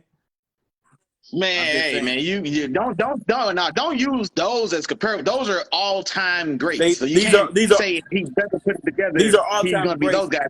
If he doesn't put it together, he's Matt Stafford without going to the Rams. Like, that's what you should have said. Don't say if he doesn't put it together, he's Dan Marino or Aaron Rodgers. Like, come on, bro. I'm gonna save you from yourself. Don't even worry about that, bro.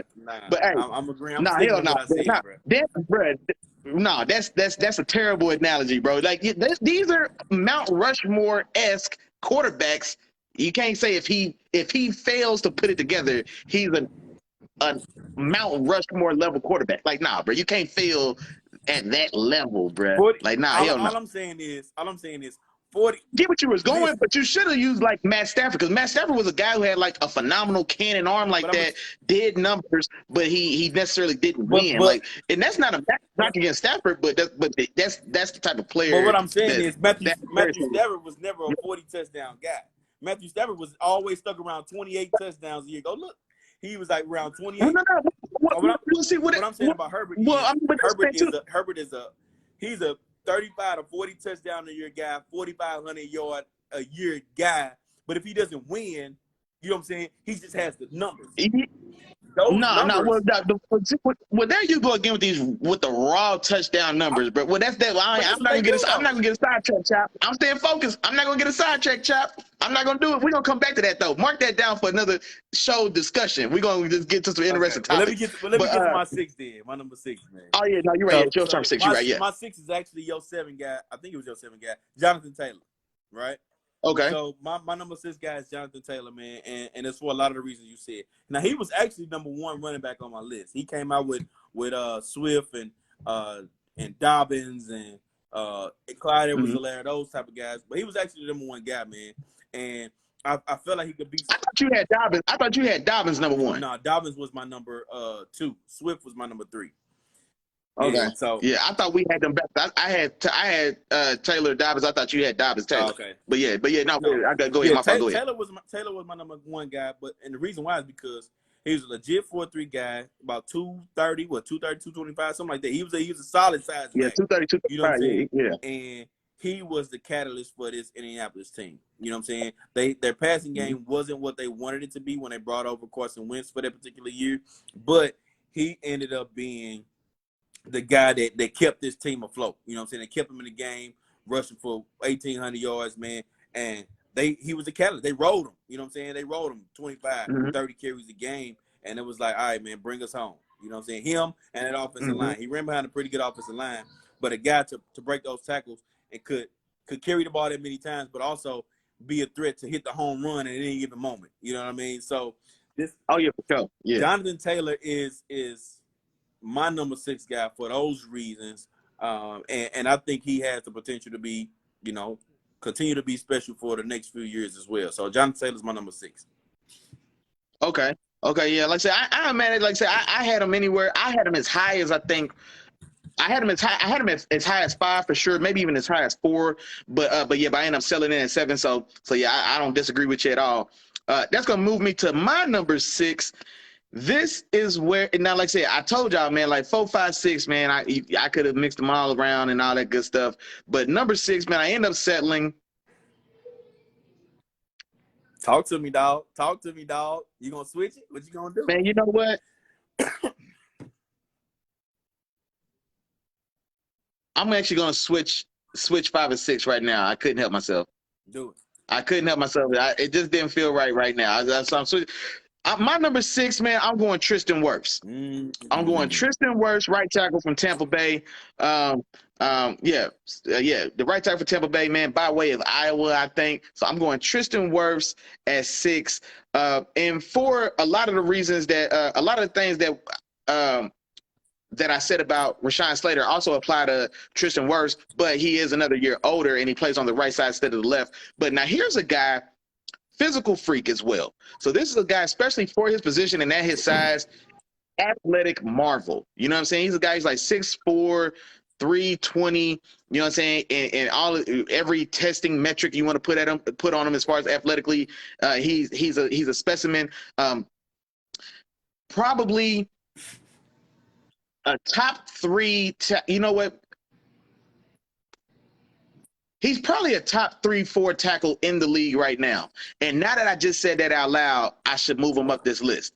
But be that as it may, it is what it is. Bro. Go ahead. You know what I'm saying? But see, I'm talking it out right now. You know what I'm saying? So, but anyway, but no, definitely a guy, man. And I think we talked about this just the other day when his name came up. He's a guy that's poised to be the face of the position here pretty shortly, and especially on the right side. You know what I'm saying? But yet and still, man, he's definitely cemented himself as a mainstay on the right side of that offensive line, and a guy who's going to rack up the All-Pro and Pro Bowl accolades as the years continue. You know what I'm saying? Assuming he maintains and stays healthy as he is. That's going to take me to my number 5 guy, and this is where I'm going to go Micah Parsons, linebacker extraordinaire from the Cowboys. And I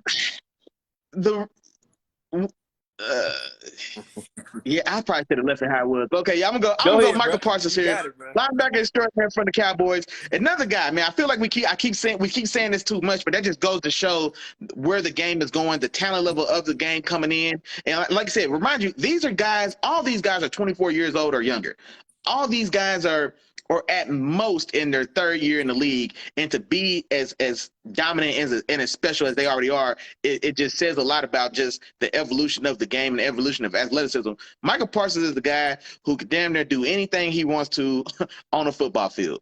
If the boy wanted to take handoffs, he's a 1,000-yard rusher. You know what I'm saying? This is another guy. He's 6'2", 240-ish, 4'3", probably the fastest guy on the Cowboys team. Or if he's not the very fastest, it's probably some unknown 4th-string receiver, weighs 160 pounds, runs 4.2 that nobody knows. But outside of something like that, he's a top 3 fastest guy on the Cowboys team. I would guarantee it. I would guarantee it. You know what I'm saying? So versatility is the name of his game, man. As a stack backer, he can run, chase, and hit anything from any sideline to any sideline, and that's such a cliche thing to say, but nah, he makes it real. It does not matter. Sideline to sideline, this guy will track and hunt you down. You need to put his hand on the dirt or stand and rush the passer. This is a 10, 15, or 20 sack guy if he wanted to be, or if he was allowed to be. And so, like I said, there's just being as versatile and as dominant as he is. Man, shout out to Ike Tournament if he's still in here. Earlier we talked about LT, and I'm not saying he's LT, but I had raised the question, and it got misconstrued by some of y'all. Like, is this what it was like watching rookie LT when you see a guy come in and just be so dominant, namely as a pass rusher, but just so utterly dominant? He was a better pass rusher than a guy named DeMarcus Lawrence on that same team, who was the captain of that defense, a Pro Bowl defensive edge rusher, and this first season is better than any defensive end season you've had from DeMarcus Lawrence as far as sack production goes. And I think he had 12 sacks. And so a guy who's gonna win himself.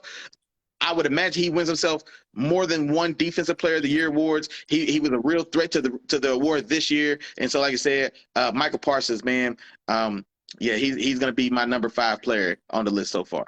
Okay, I like that. All right, well, let me move on to my number 5, man, and I'm gonna go put this out here.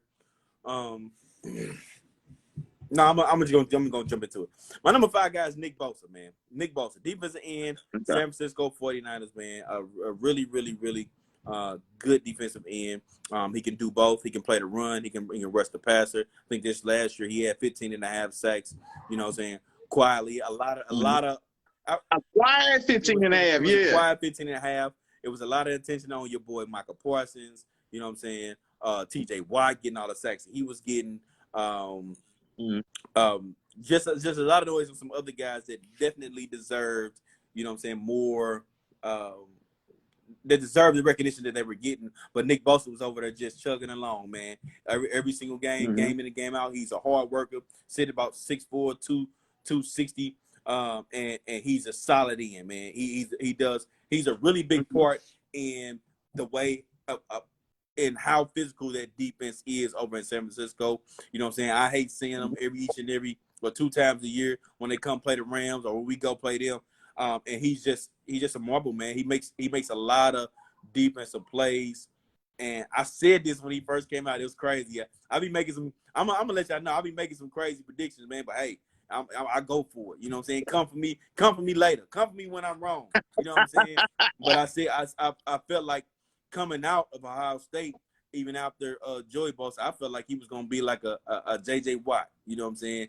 And of course we know how dominant J.J. Watt was when he was at the top of his game. But Nick Bosa is definitely playing some really, really good ball. He hasn't reached. I don't think he's gotten as good as J.J. Watt level quite yet. But nah, of course not. Yeah, but he's playing some really, really good ball, man. Solid defensive end in the field, man. And I think he's gonna be solid for this team for years to come. So we're gonna continue to watch him. All right. No, go ahead. Oh no, you got one more, don't you? Yeah. I didn't know if you was gonna say something or not, but. Oh no, because I was gonna say because he's coming up on my list as well. So I was gonna say like I'll wait to talk about him since he's coming up for me. A lot of these guys will be similar. I'm waiting on the one that's gonna be different though. Well, I already heard the one that was different that ain't on my list, the Cal Pitts. So I'm waiting to see. I'm waiting to see out of my last 4 guys, which of them ain't on your list. I know one of them or 2, 3 of them own it already. So I know who ain't on your list. Now that I think about it, I think I might know. Who is?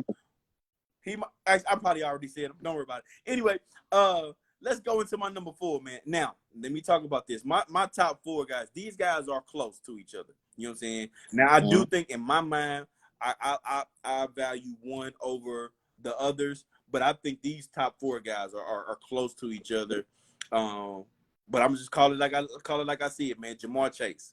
Jamar Chase is my number 4 guy, man, who emerged on the scene as one of the best wide receivers in the league. You know what I'm saying? I think instantly he was considered a top 3 receiver, and it was right away.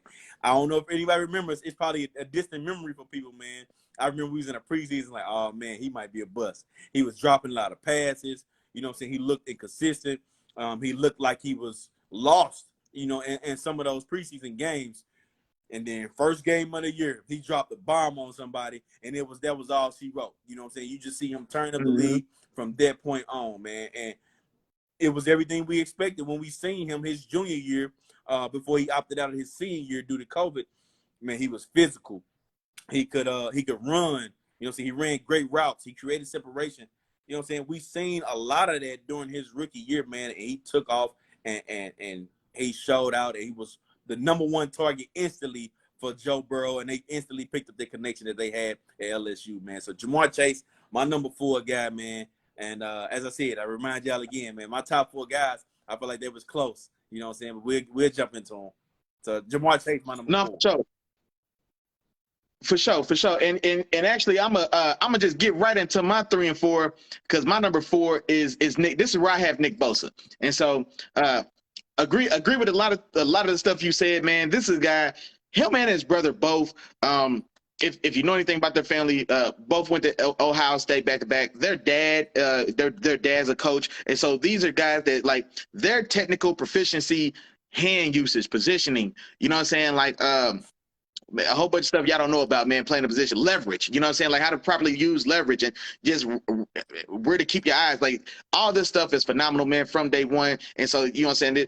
You could tell these guys are coaches' kids for sure. And you know what I mean? So very dominant player, like just like Chop said, a quiet 15.5 sacks. You know what I'm saying? Like, man, if you'd have blinked, you'd have missed it. You know what I'm saying? There was a couple guys in the league this year that Robert Quinn had the quietest 19 sacks you've ever seen in the league. Yes. You know what I mean? Yes. So, but he's another one of those guys, man. And this is a guy as well that, like, if I had to bank on like the next guy to touch 20 sacks, you know what I mean, it would probably be Nick Bosa. I put my money on. That's more so than Myles Garrett. That's more so than the player I anticipate Chase Young is going to be. Well, you know what I'm saying? He had a sophomore slump, but there's a lot of young talented rushers, man. And if I had to bet on who's the next guy that's going to you know what I'm saying, join that 20 club, man, I probably put that money on Nick Bosa.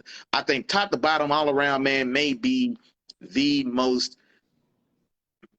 between just talent, athleticism, technical proficiency, just all told, total package, man, may be one of the top 3 guys in the league at the position. You know what I'm saying? Just a very sound and fundamental player. And he's got dog in him, man.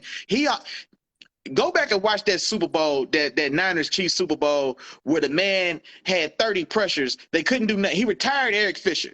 You know what I'm saying? He retired Eric Fisher from the left side of the Chiefs line. You know what I'm saying? Like, I don't know what his final sack totals was, but I know he was on Mahomes' neck, or Mahomes was picking himself off the ground at the end of every play. You know what I'm saying? And if it wasn't for a crazy 3rd and 27 or 4th and 25 call for Kansas City, and he finds Tyreek, you know what I'm saying, on this deep drawn out play, then, like I said, the Niners are champions. But no, so everything else you said, for the most part, with Nick Bosa, I agree, man, so I'll leave it there. But he's my guy at 4, and that takes me to my number 3.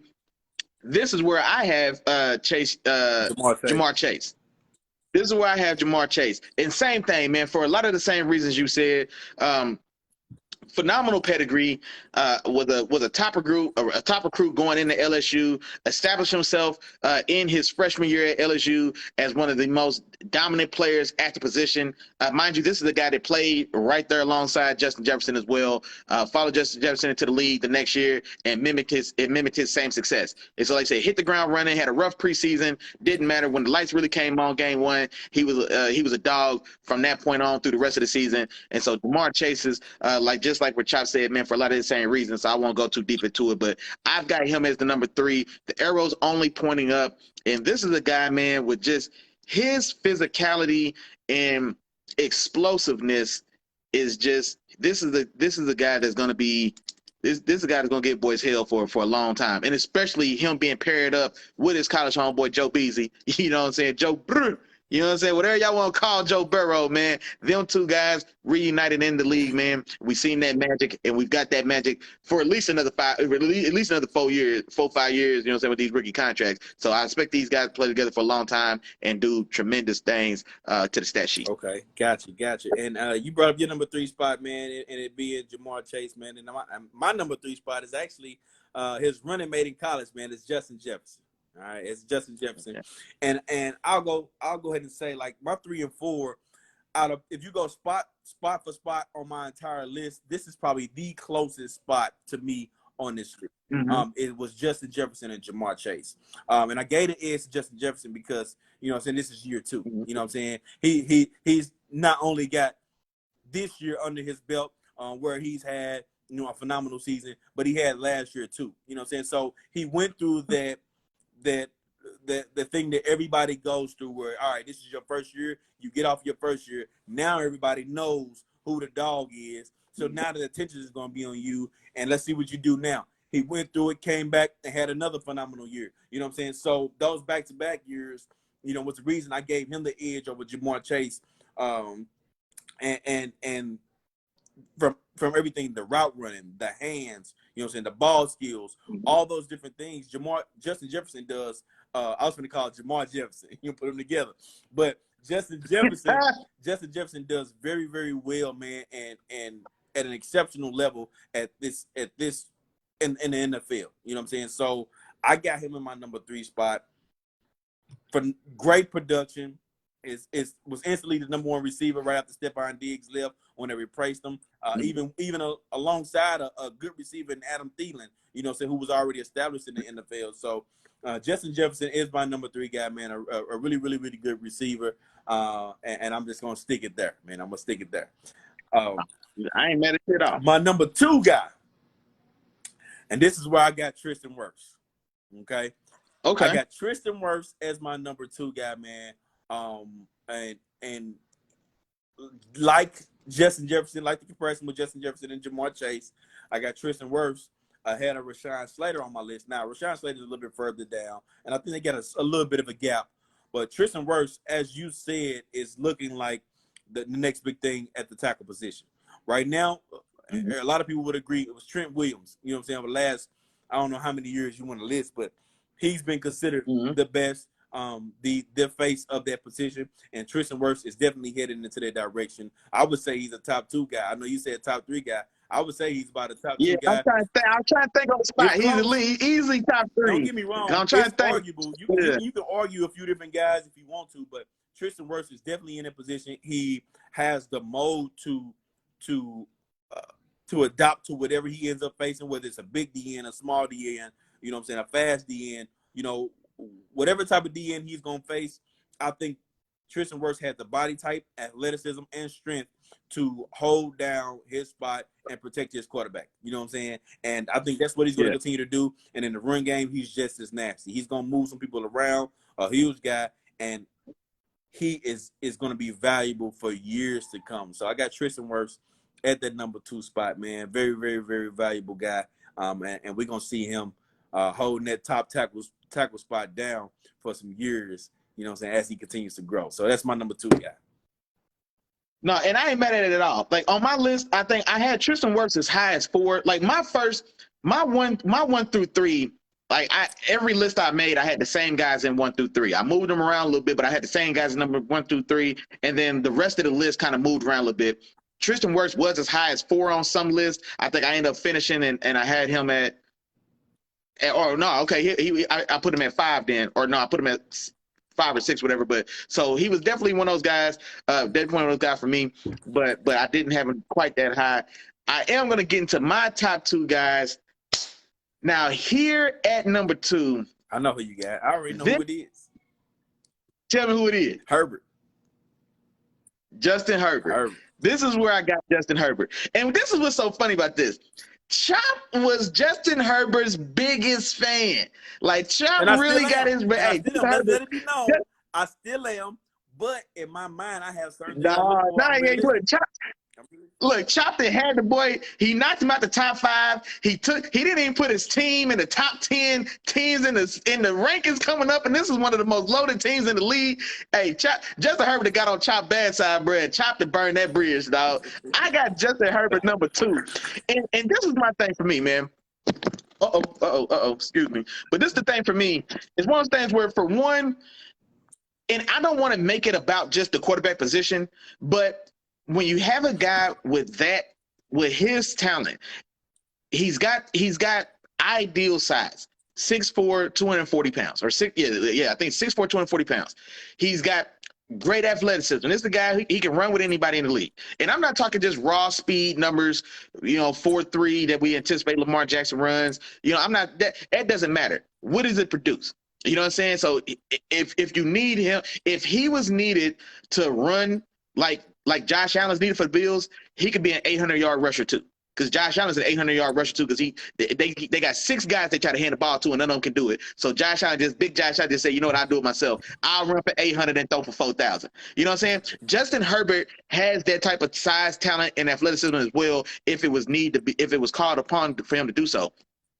Very special arm. I still always remember my favorite throw he made. This was last year. He was it may have been against the Raiders. I don't know, but he's booting out. He's on like his own 40. He's booting out to the right, and he's about to throw it, and he gets hit. Somebody like jumps on his back, and he's falling forward and still gets the pass off and throws a damn 60-yard rope to Keenan Allen in the end zone. Or no, it might have been Mike Williams. Mike Williams in the end zone. Still probably it was a top 5 pass of any quarterback in the last 5 years. Like, you know what I'm saying? Like, guys can make that throw. You boot out, you reset, you know what I'm saying? And you do it. Nah, I'm talking about booting out. I'm on the move. Dude hits me and jumps on my back. That could have been a duck that went 22 yards and got intercepted. Nah, it didn't lose no velocity. It didn't lose no air trajectory. Dart. Everybody just can't make that throw. So he's got something really special. Now, what Chop said is still true. He does have momentary lapses in some of his judgment, but I think that just comes with being young and still just being so confident in your own ability for right and for wrong. But those are things that he can grow and he can learn from, he can improve on, and I'm crediting that he's gonna do that. But like I said, man, just talent for talent, throw for throw, body for body. You know what I'm saying? Like, there's just not many guys that I think in this league right now that you can put ahead of this guy. He's a top 5 quarterback in the league for me right now. You know what I'm saying? Like, he really is. Or I'm going to put together some official rankings like I always do. But I right now on the spot, I'd be hard-pressed to really think about it and say that he's not a top 5 guy. I mean, I really would. You know what I'm saying? It'd be hard. It's going to be a discussion. You know what I'm saying? If he's not there, but it's going to be a discussion. But I really think he's there, man. And I think this is a guy going into year 3 who's about to make a real step and a real statement. And so I got Justin Herbert at number 2. Which brings me to my number 1. You know what I'm saying? Y'all know what's going on, man. The very best receiver in the National Football League. Y'all heard it here. Don't charge it. Heard it here. Hey, y'all know, you know what I'm saying? Y'all know what he said at the end of the show. Hey, know by now. Matt Scott in the building.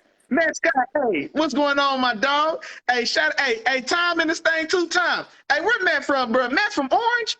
Where Matt from, bro? Is that Orange, Texas in the building? Where Matt? I'll play with you, man. Shout out to Matt Scott, man. He said Davis Mills not a top 10. No, not at all. Not at all. We ain't gonna put him not on the list. But we are gonna talk not about on the list with these guys. These guys. Yeah, we ain't gonna talk about Davis Mills, but we are gonna talk about the best receiver in the NFL, and that is Mr. Justin Jefferson. This is the guy.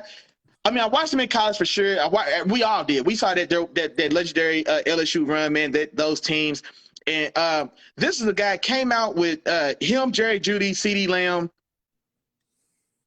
And that was a pretty deep receiver class. And I think going into that, the primary number 1 guy out of that class for most everybody was Jerry Jeudy. I think Jerry Jeudy was Chop's first main guy as well. And I anticipated, once I started watching the film, I anticipated that I was going to be a Jeudy guy as well. But nah, when I started watching Justin Jefferson, I just fell in love with him as a player. You know what I'm saying? The film and the things I saw. Tremendous route runner. Excellent size. He's like 6'2", 6'3", right around 200 pounds.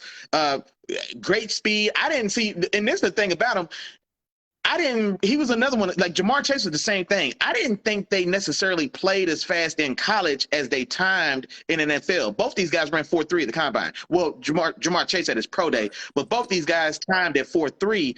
And in college, I didn't necessarily think them that fast, but then I see them in the league and they getting off on boys, and the 4.3s is real. You know what I'm saying? But tremendous route runner, excellent hands, excellent separation.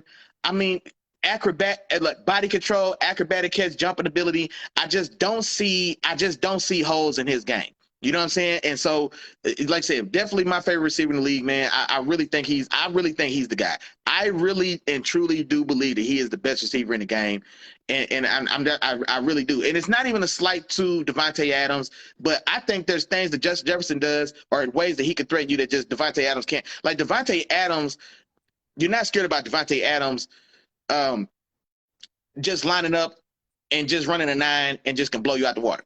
Like that's just not his game. He is smooth. He is timing. He is more intermediate. And he in short area, his quickness and shiftiness, you can't stick him. So I'm not taking nothing away from him. But I think Justin Jefferson has a speed element that he doesn't. We talk about a guy like, I don't know, anybody, D-Hop, Cooper Kupp. I think there's things that all these guys don't do as well as Justin Jefferson. I've still been looking to find what is it that Justin Jefferson lacks in his game, and I can't find it, bro. And so for that reason, man, Justin Jefferson is my number one player under 25. Man, I'll tell you, the boy special. And another thing as well, I don't necessarily always like this argument about, well, his quarterback is this and that. I think players are going to play, ballers are going to ball. You know what I'm saying? So he's got Kirk Cousins throwing with him. Now, I'm a little higher, or I respect Kirk's game a lot more than most, but it ain't Aaron Rodgers, though. You know what I'm saying? It ain't Patrick Mahomes, Tyreek Hill. You know what I'm saying? It's not Big Josh Allen, Stephon Diggs. It is still Kirk Cousins.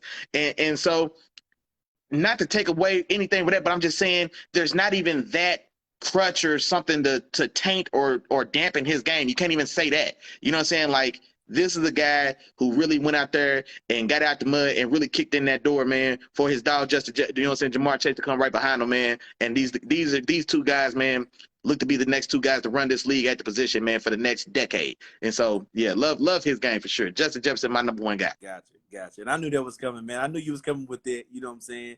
And for those that man, I'm not gonna I thought about Herbert. See, this is where I started talking about like positional value. Because I had Jefferson, Herbert, and Chase as my top three, and then I experiment with Jefferson and Chase, then Herbert. Then I was like, no, not quite. And then I got Herbert and Jefferson, and then I started thinking, okay, well, Herbert being a quarterback, does that elevate him? But I was like, nah, because Justin Jefferson was the rookie of the year that year. They didn't give it to him, but he should have been rookie of the year. They gave it to Justin Herbert. He was not the better player. He was the better quarterback.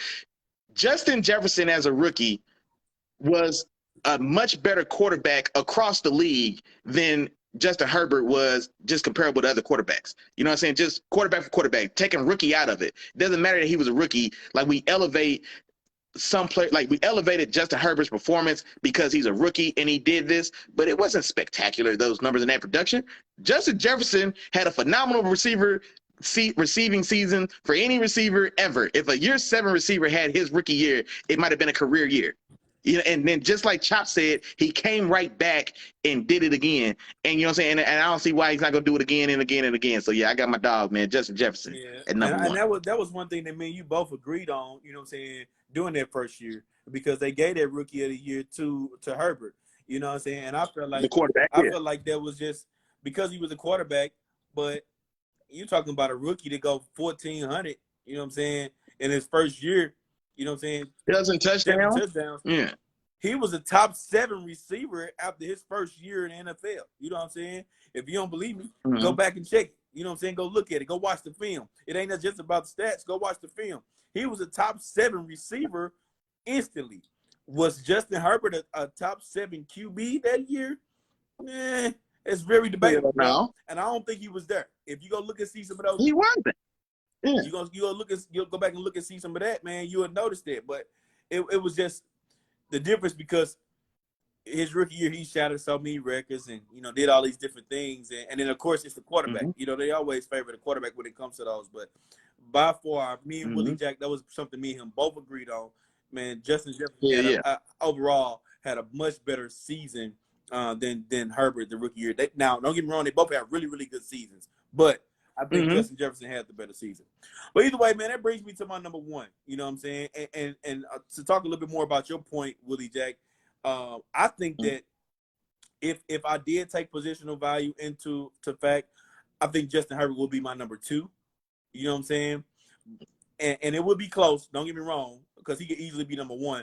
But my number 1 guy, man, uh, something special. I think we looking at something. It's woof. That's all I can say. You know what I'm saying? But I'm gonna go Michael Parsons, man. Michael Parsons is my number one guy on this list.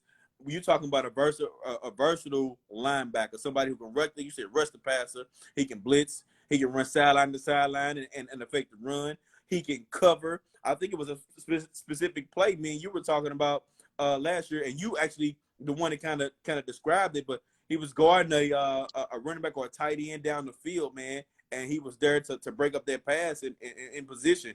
So you're talking about a guy that can keep up with whoever your pass catching running back is on a down by down basis. He's not gonna get outran. You know what I'm saying? And he just makes an impact. He's one of those guys you say on defense, go do what you do. And he was dominant from the time he stepped on the field up until the end of the season. Nobody can figure out exactly what to do with him. So, and he's also going to always be a guy that's not going to be lined up in one particular spot. So you're talking about the impact this guy is going to make for years to come. Mm-hmm. Teams are not going to really know what to do. And maybe he does change the game. If you think about it, Willie Jack, maybe he does. Maybe offenses start something else, that could be different to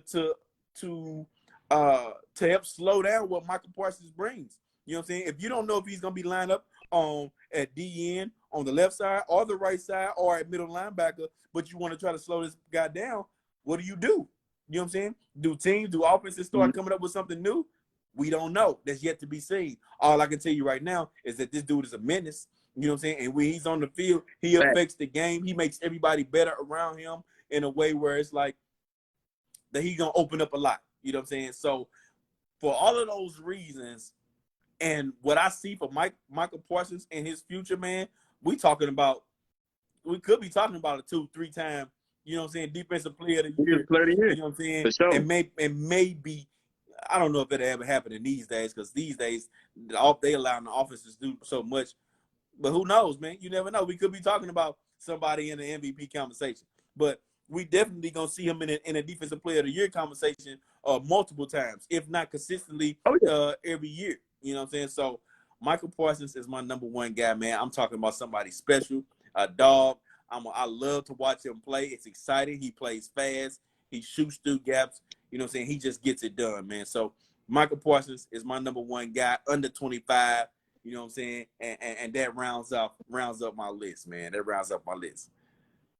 Yeah, go. Well, let's go ahead and recap them real quick, man. You want to recap yours first, or want me to recap mine? So I run through mine, man. So running through my top 10 guys under 25. But at number 10, I had Jeffrey Simmons, defensive tackle out of Tennessee. Rashawn Slater, offensive tackle with the Chargers. Then you got AJ Terrell, corner with the Falcons. Justin Herbert, QB Chargers. Jonathan Taylor, Indianapolis Colts. Nick Bosa, Jamar Chase, Justin Jefferson, Tristan Wirfs, and then Michael Parsons at my number one spot, man. Willie Jack, what's yours? Read them off. I got you. So I went AJ Terrell, corner out of Atlanta at 10. Rashawn Slater, tackle out of with the Chargers at 9. Kyle Pitts, tight end out of Atlanta at 8. Jonathan Taylor, running back for Indianapolis at 7. Wait, did I switch it around? Whichever way I had it. Tristan Wirfs and Michael Parsons at 5 and 6. Nick Bosa. I can't remember which way I switched it, because I know I switched them around, which is which. But yeah, those guys at 5 and 6. I got Nick Bosa at 4. Like I said, all these guys, man. He started cutting razor. The lines got razor thin, man. Wirfs at 6 and then Parsons at 5.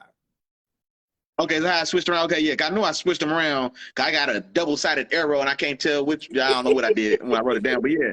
So, yeah, those guys there. Nick Bosa at 4, Jamar Chase at 3, Herbert at 2, and my dog Justin Jefferson at number 1. I guess the difference between our list, I had Kyle Pitts on my list, and you had Justin Simmons on yours. And I think other than that, we had all the same faces, but just in different places. Yeah, so yeah, same faces, just different places outside of just one player apiece. Okay. Now, real quick, right here on the spot. Who's the guy? Max Crosby was the guy that just missed your list? You said Max? He's the guy that just missed your list? He's the guy that just missed your list? I brought out a couple names, man. I had Trayvon Diggs on here, DK, Chase Young, Max Crosby. Those were the guys that initially came to my mind. that could have possibly made my list.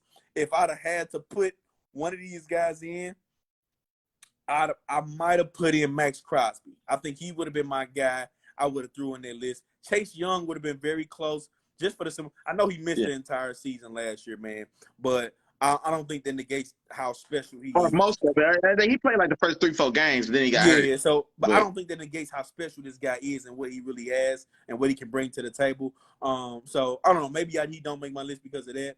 And then, yeah, Max Crosby would have been my guy. I think I would have put Max Crosby on that list, man. High motor guy. You know what I'm saying? Oh, you done froze. Okay, y'all about to say you had froze for a second. Now I got you. Mom's trying to call me, trying to see what's going on. Okay, got you. But Max Crosby would have been my guy, man. High motor guy, very disruptive, man. Was a very, very a key to this defense for the Raiders, man. And he would have been my guy. I would have threw in there if I would have had to get anybody in. So he probably sits in my 11th spot right now. Okay. And then my couple guys for me that just missed the list. Well, probably my first guy that just missed it. If it was gonna be number 11, it's probably DK. DK is a guy, man. Everybody knows physical marvel. He's a guy that I'm not sure what he's gonna look like for him these next couple years with them restarting at the quarterback position. But just like physically, a guy that could really. This is a guy that could really take over and really be just a tremendously dominant force. You know what I'm saying? Like, the only comparison for like his size and speed and leaping ability that you can realistically make, in my opinion, is probably Calvin Johnson, bro.